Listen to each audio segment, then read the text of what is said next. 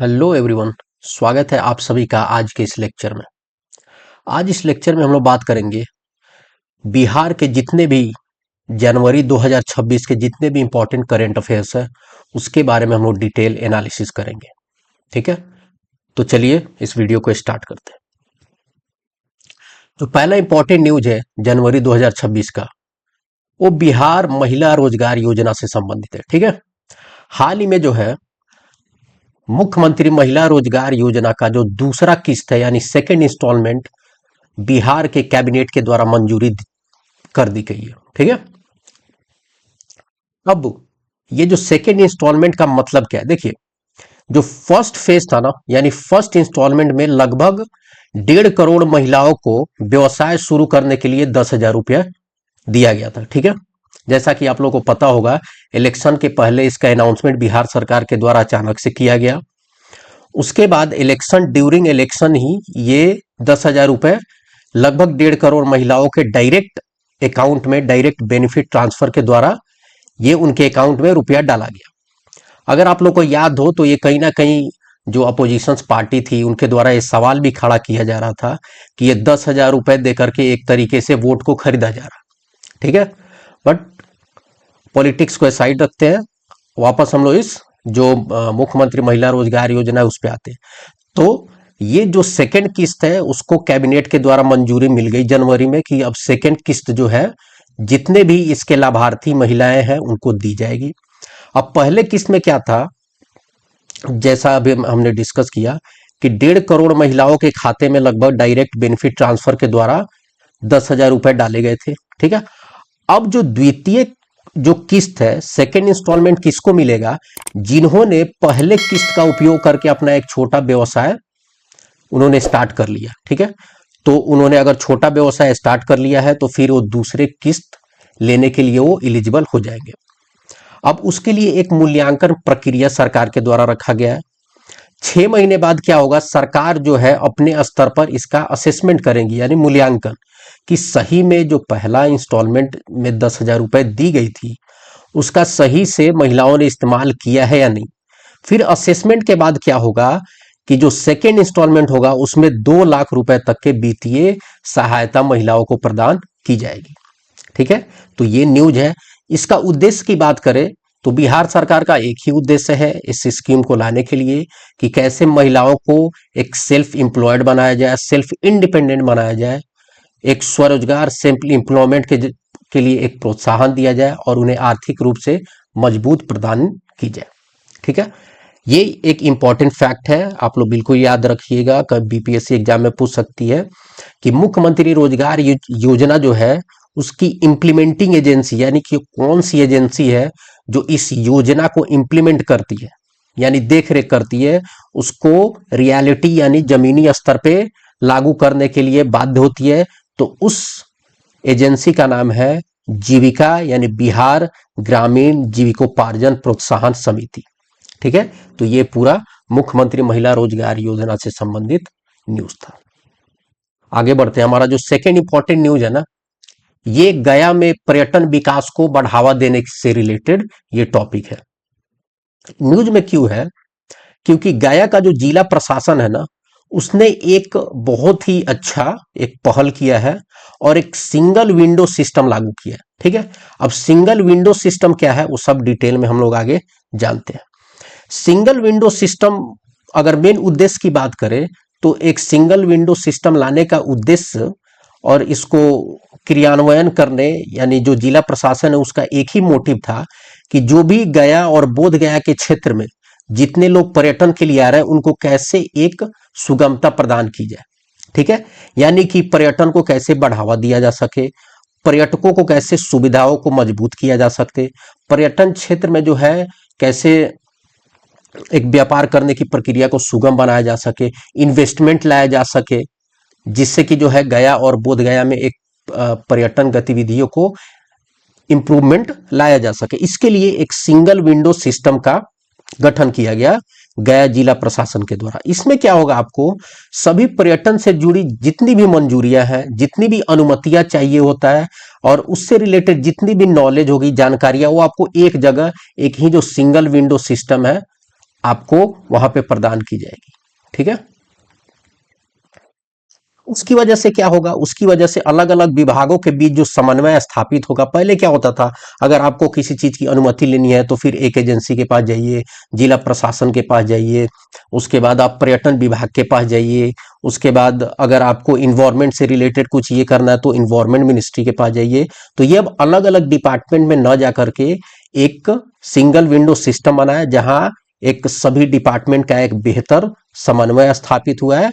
और जो भी पहले अनावश्यक देरी होती थी, उसको ये देरी को कम करेगा, और जो भी चीजें हैं आपको फास्ट ट्रैक वे में प्रोवाइड कराई जाएगी। इसकी अगर आर्थिक प्रभाव की बात करें तो इससे क्या होगा, स्थानीय स्तर पर रोजगार के अवसर बढ़ेंगे, छोटे मोटे जो व्यवसाय है उसको प्रोत्साहन मिलेगा, और जिले में अर्थव्यवस्था को एक तरीके से मजबूती मिलेगी। यानी कि पर्यटन क्षेत्र की दिशा में ये एक कहीं ना कहीं सिंगल विंडो सिस्टम प्रोवाइड करने से एक बहुत ही आर्थिक प्रभाव जिले में देखने को मिलेगा, और बहुत ही इंप्रूवमेंट देखने को मिलेगा फाइनेंशियल अगर पॉइंट ऑफ व्यू से बात करें तो। अगर पर्यटन के मुख्य क्षेत्र की बात करें, ये कौन कौन से एरिया है जो कवर करेगा, तो मेन रूप से जो बोध गया विष्णुपद मंदिर का जो क्षेत्र है, महाबोधि मंदिर जो कॉरिडोर है, तथा अन्य गया और बोध गया का जो एरिया में सांस्कृतिक स्थल है, इस पे विशेष तरह का ध्यान दिया जाएगा इस सिंगल विंडो सिस्टम के जरिए। तो होप आप लोग को एक टॉपिक क्लियर हुआ होगा। आगे बढ़ते हैं हम लोग। आगे जो है ना, ये डिस्कॉम से संबंधित न्यूज है। डिस्कॉम का मतलब क्या होता है, डिस्कॉम का मतलब होता है डिस्कॉम यानी डिस्ट्रीब्यूशन कंपनीज। ठीक है, तो खबर ये है कि बिहार की जो बिजली कंपनियां है ना, यानी जो डिस्कॉम कंपनीज है जो बिजली वितरण करती है, उन्होंने शानदार प्रदर्शन करते हुए ना ए ग्रेड हासिल किया है। ठीक है, तो यही न्यूज है।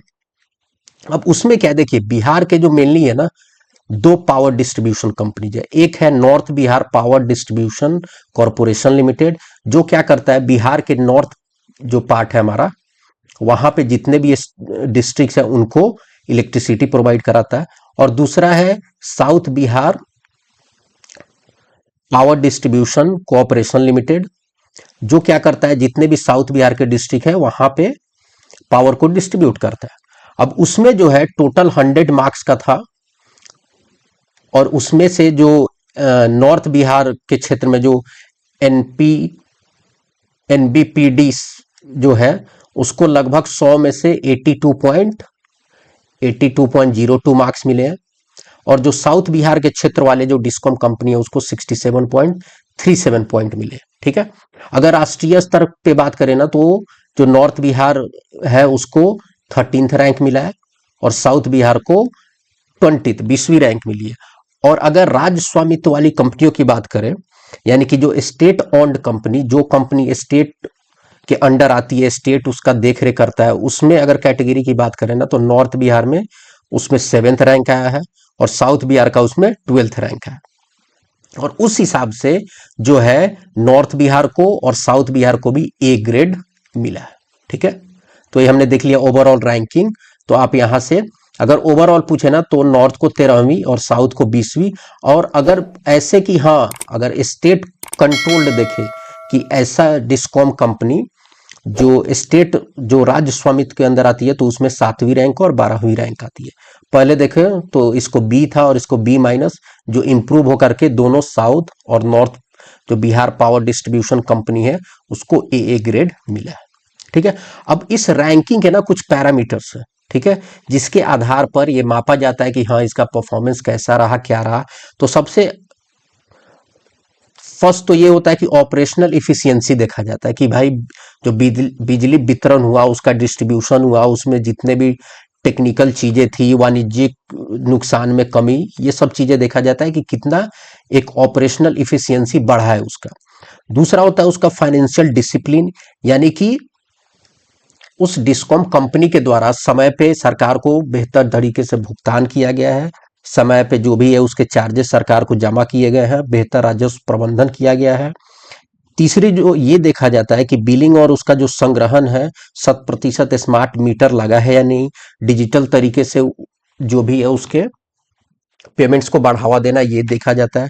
उसके बाद गवर्नेंस पे भी ध्यान दिया जाता है, ये भी एक पैरामीटर है जिसमें एक तरीके से ट्रांसपेरेंट चीजें हो, ठीक है। उसके बाद नीतिगत निर्णय लिया जाए जो कंज्यूमर के हक में हो, और उसके बाद ग्राहक सेवा जो एक मेन कंपोनेंट है, मेन पैरामीटर्स है, जिसमें ग्राहक के सेटिस्फैक्शन से रिलेटेड चीजें होती है कि आप एक बढ़िया बिजली निर्बाध यानी कोई बाधा ना हो, उसके साथ साथ जो मेन ग्राहक के पास अच्छे तरीके से बिजली पहुंचे बिना शिकायतों के।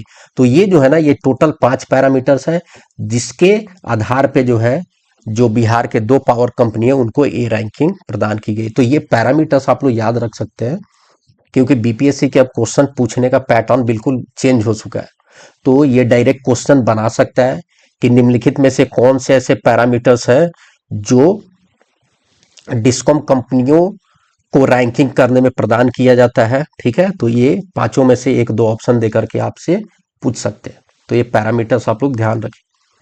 उसके बाद महत्व की बात करें तो इसकी सिग्निफिकेंस क्या होगी? बेहतर बिलिंग, संग्रहण और ऊर्जा वितरण होगा, जिससे क्या होगा, प्रक्रिया अधिक सटीक हुई है, ठीक है।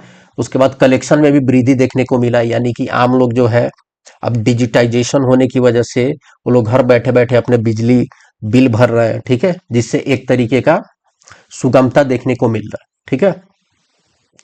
उसके बाद अनइंटरप्टेड बिजली देखने को मिल रहा है, यानी कि पहले जो बिजली 24 घंटे में 10 घंटे 12 घंटे, उसके बाद देखने को मिल रहा है ये इधर वायर टूट रहा, इधर उसकी मेंटेनेंस सही से नहीं हो रही। तो ये सब चीजें हाल फिलहाल के दिनों में जो है बहुत सुधार देखने को मिला है। ए ग्रेड मिलने से एक ये भी चीजें होगी कि बिजली के क्षेत्र में अधिक वित्तीय और तकनीकी निवेश आकर्षित होंगे, ठीक है। कोई भी जो इन्वेस्टर है देखेगा, अच्छा इसको ए कैटेगरी ए ग्रेड मिला है, यानी कि ये डिस्कॉम कंपनी फेथफुल है, यहाँ पे हम लोग इन्वेस्ट कर सकते हैं। तो इससे एक प्रकार के जो है इन्वेस्टमेंट को भी बढ़ावा मिलेगा। तो ये हमने जो डिस्कॉम कंपनी जो बिहार के हैं उनको ए रैंक प्रदान की गई है, तो उसके बारे में हमने पूरे डिटेल एनालिसिस किया। आगे बढ़ते हैं। आगे समृद्धि यात्रा को लेकर के फिर बिहार के, देखिए कॉन्टेक्स्ट क्या है, फिर बिहार के मुख्यमंत्री ने जो है 16 जनवरी 2026 से सॉरी एक राज्यव्यापी समृद्धि यात्रा शुरू की। ओके, इसका उद्देश्य आप लोगों को पता ही होगा, जितने भी सरकार के द्वारा विकास कार्य और जो कल्याणकारी योजना जो स्कीम अनाउंसमेंट किए गए हैं, 7 निश्चय की योजना एवं अन्य विकास पहलों के इम्प्लीमेंटेशन की स्थिति का जायजा लेना, कि जो स्कीम्स है वो सही से ग्राउंड पे वर्क कर रहे हैं या नहीं, ये सब का जायजा लेना।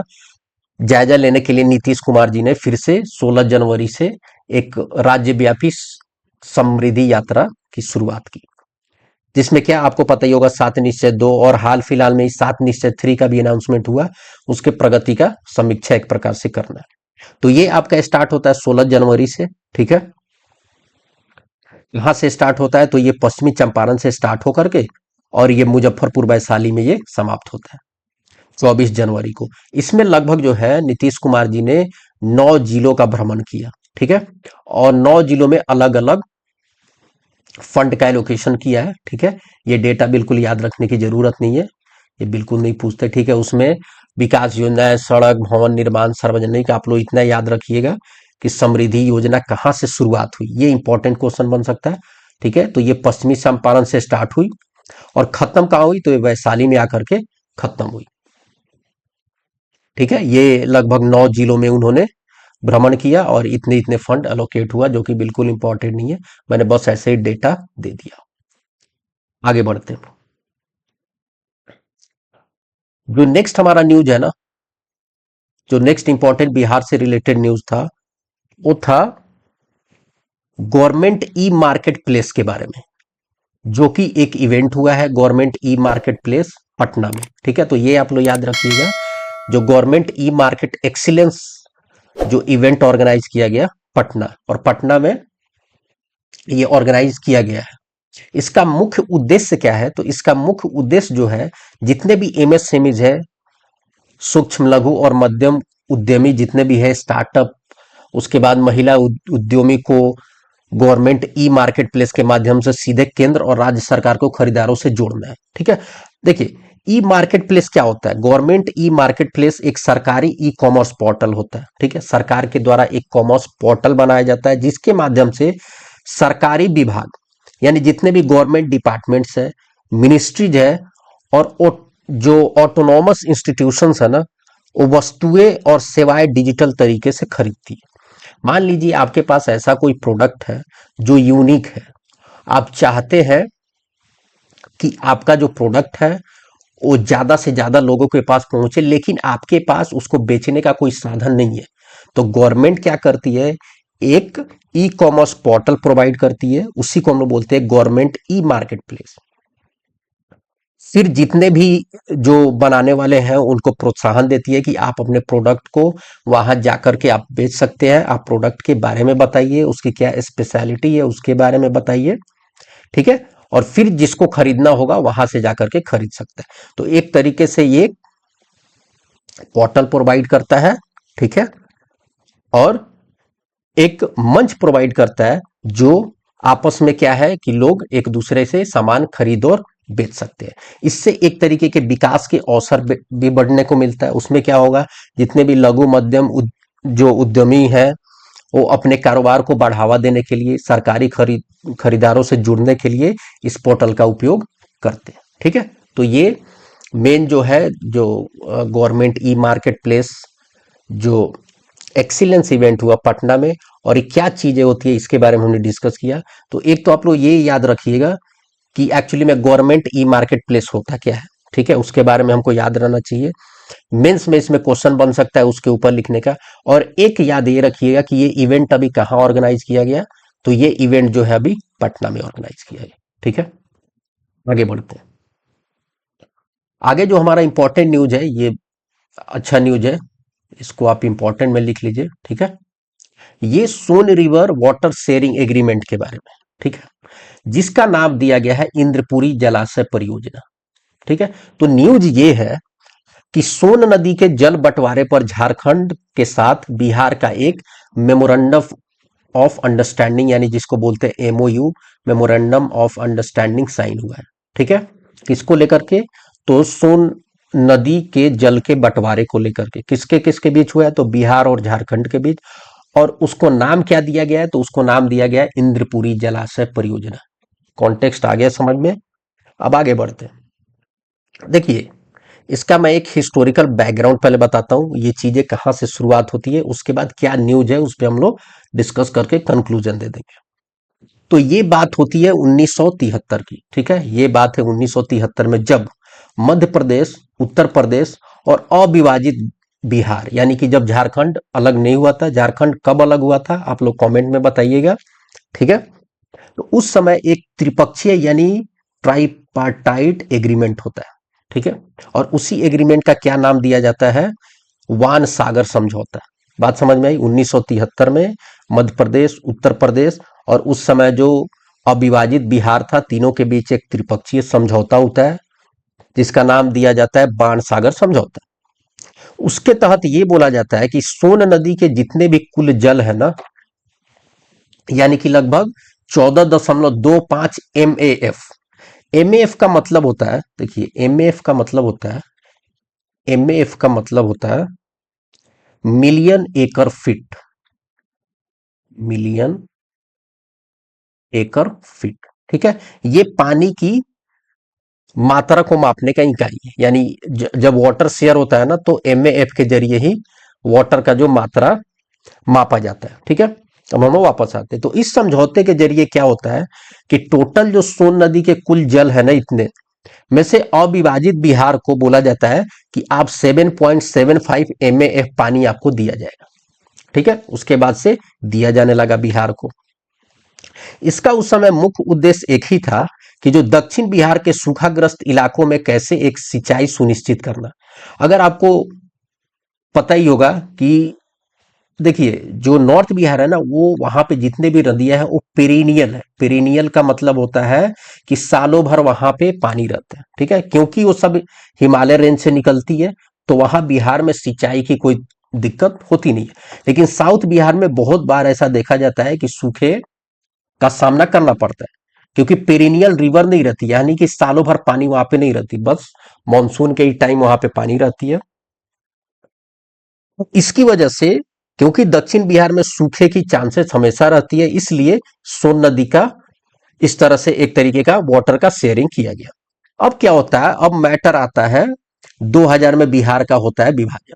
ठीक है, जैसे ही बिहार का विभाजन होता है, उसके बाद कब होता है, 15 नवंबर 2000 को बिहार का विभाजन हो जाता है और बिहार झारखंड से अलग राज्य बन जाता है। ठीक है, अब क्या होता है कि झारखंड जो है अब अलग मांग शुरू कर देता है।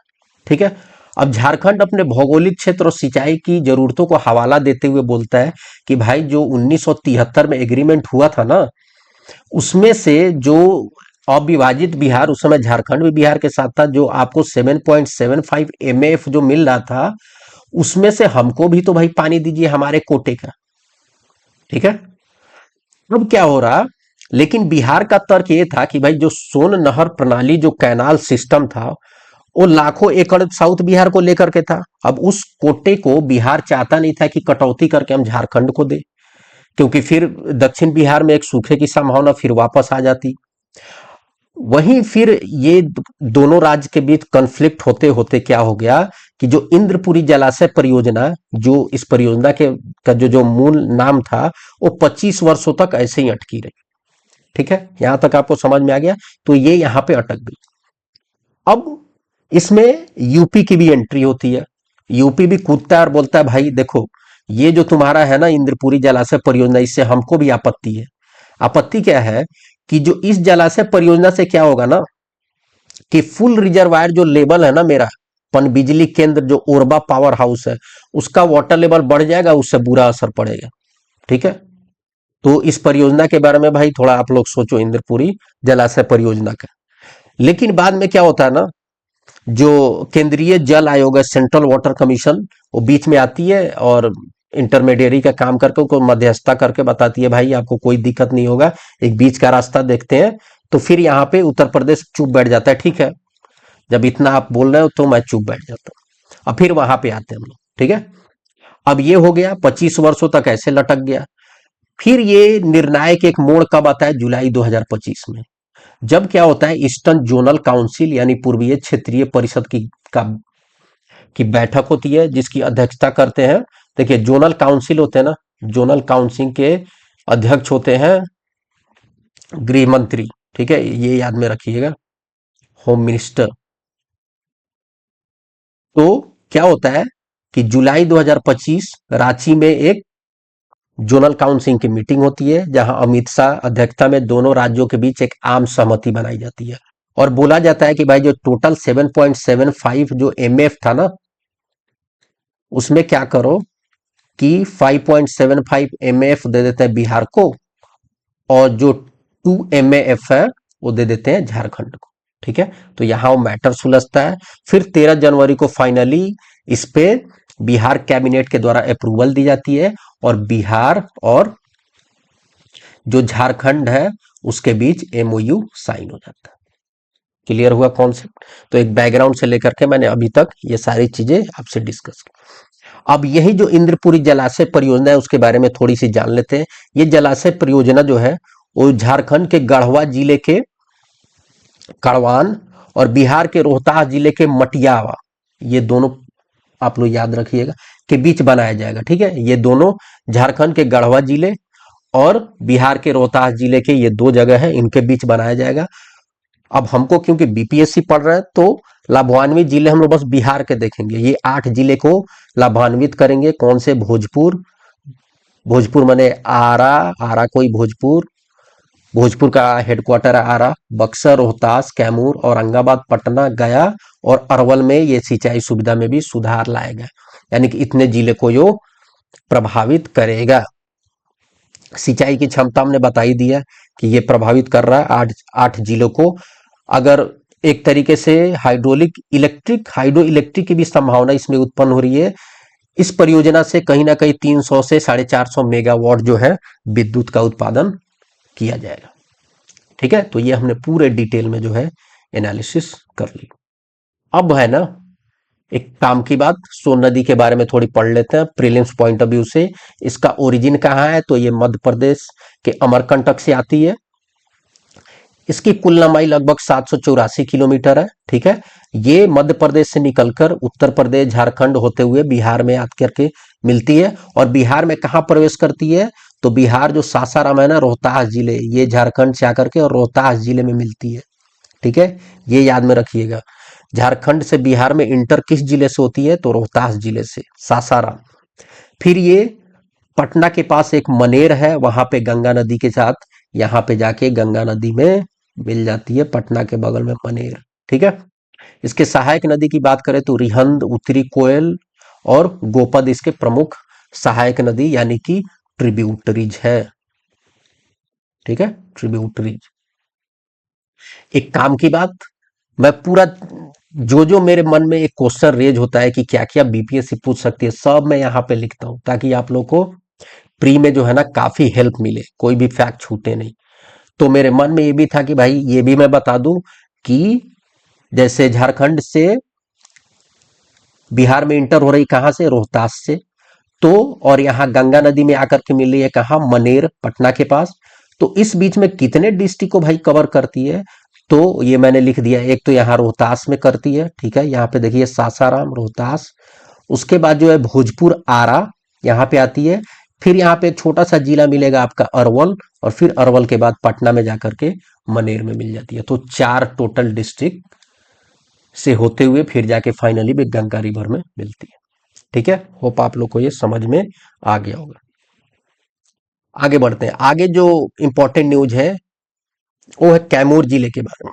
ठीक है, तो न्यूज क्या है कि बिहार सरकार ने कैमूर जो वन्य जीव अभयारण्य है, वर्ल्ड लाइफ जो सेंचुरी है, उसको बिहार राज्य के दूसरे बाघ अभयारण्य के रूप में विकसित करने को मंजूरी दे दी है, यानी कैबिनेट के द्वारा इसको मंजूरी दे दी गई है। ठीक है, ये क्यों दिया गया, क्योंकि ये देखा गया कि जो, अच्छा सबसे पहले तो ये देखो आप, जो पहला है, दूसरा तो ये, तो पहला कौन है, तो पहला पश्चिम चंपारण का जो वाल्मीकि टाइगर रिजर्व है ना, वो पहला है। उसके बाद ये दूसरा। अब क्यों दिया गया ये मैं आने वाले जो स्लाइड है उसमें मैं डिस्कस करूंगा इस टॉपिक में, क्या जरूरत पड़ी कि जो कैमूर वन्य जीव अभयारण्य है उसको दूसरे बाघ अभयारण्य के रूप में परिवर्तित किया गया। ठीक है, तो पहले तो इसको हम लोग जान लेते हैं कि केंद्र सरकार के द्वारा जो नेशनल टाइगर कंजर्वेशन अथॉरिटी है उसके द्वारा अक्टूबर 2024 में क्या किया जाता है कि एक इन प्रिंसिपल अप्रूवल दिया जाता है।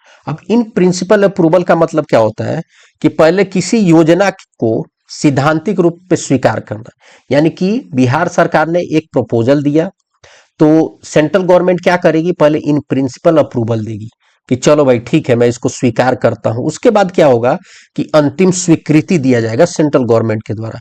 सब रिसर्च जांच पड़ताल होगा कि भाई ये जो गवर्नमेंट ने अप्रूवल मांगा वो सही है, कानूनी रूप से हर चीज अगर सही है तो क्या करती है, जो नेशनल टाइगर कंजर्वेशन अथॉरिटी है यानी कि बाघ संरक्षण प्राधिकरण, वो फाइनली अप्रूवल दे देती है। तो अभी जो है ना, अभी इन प्रिंसिपल अप्रूवल ही है, सरकार ने बोला है ठीक है हम लोग अभी मान रहे हैं, सैद्धांतिक रूप से स्वीकार किया, लेकिन अभी फाइनल जो अथॉरिटी है वो अभी दे नहीं दिए कि हाँ फाइनली बन ही गया। लेकिन हाँ बिहार सरकार के तरफ से एक प्रपोजल यानी फाइनल प्रस्तावना दे दी गई है बिहार कैबिनेट के द्वारा।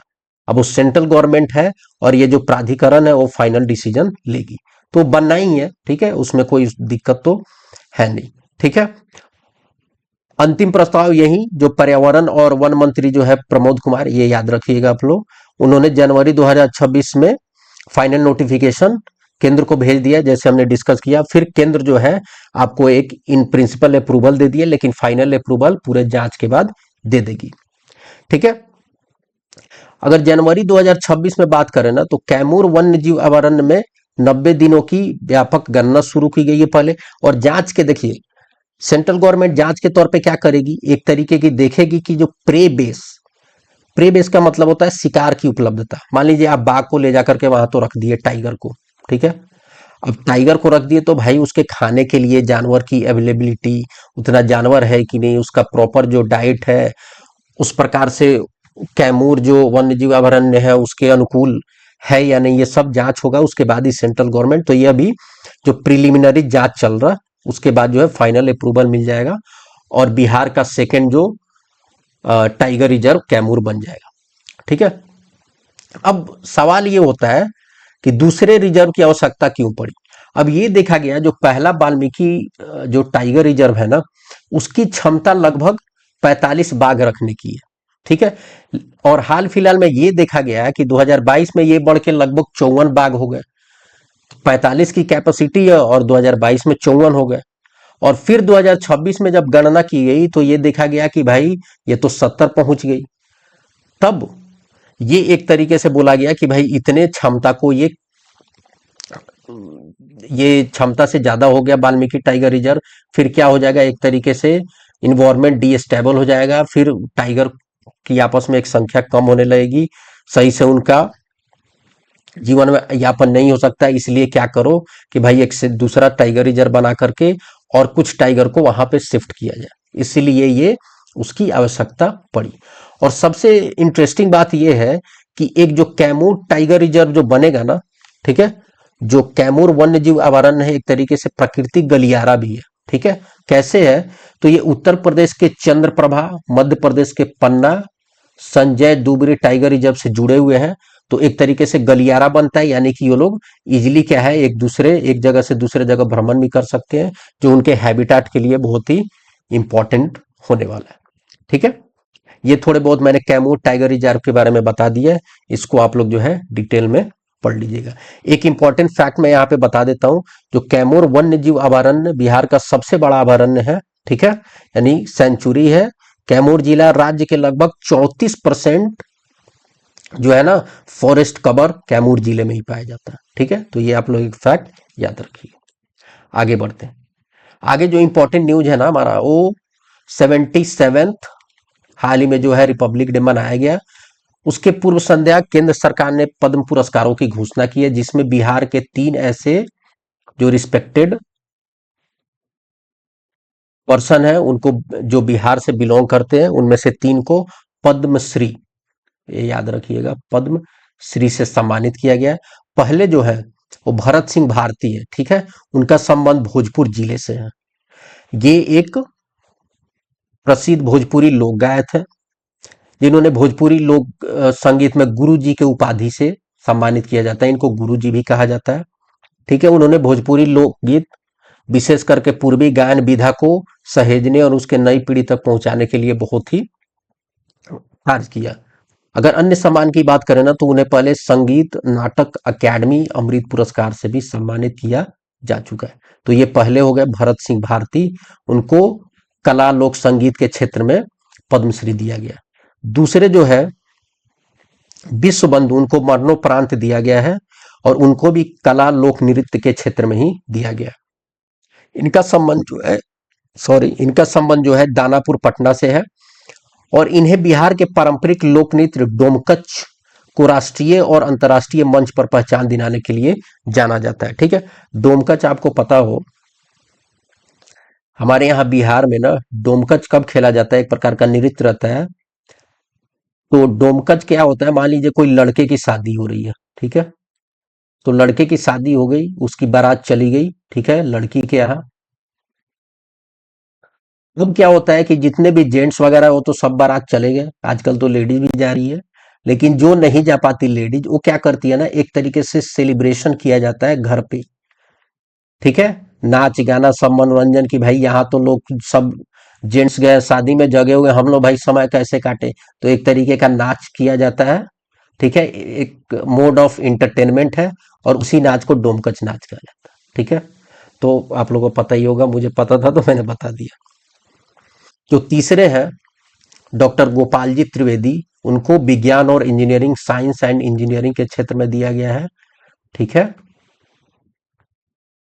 साइंस एंड इंजीनियरिंग, उनका जो संबंध मुजफ्फरपुर भागलपुर से है, वो एक कृषि वैज्ञानिक है।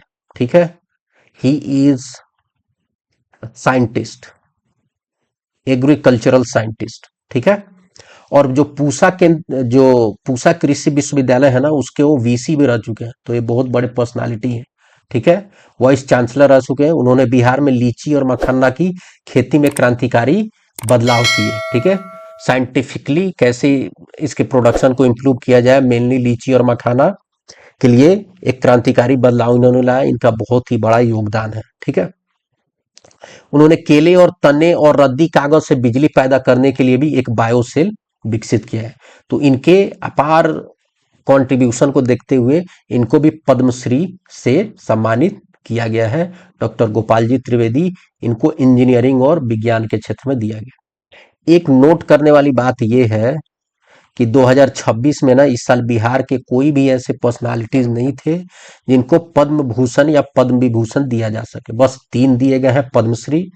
हाँ, ये आप लोग याद रखिए, जो 2025 है ना, 2025 में शारदा सिन्हा जी को मरणोपरांत पद्म विभूषण से सम्मानित किया गया था। ठीक है, तो ये हमारा जनवरी के जितने भी इंपॉर्टेंट बिहार से रिलेटेड करेंट अफेयर्स थे हमने डिस्कस किया। इसका पीडीएफ टेलीग्राम पे मैं दे दूंगा, वहां से आप लोग डाउनलोड करके पढ़ सकते हैं। और चैनल को आप लोग बिल्कुल सब्सक्राइब कीजिए ताकि जो भी लेटेस्ट अपडेट है आपको मिलते रहे। And okay then, thank you very much for discussion.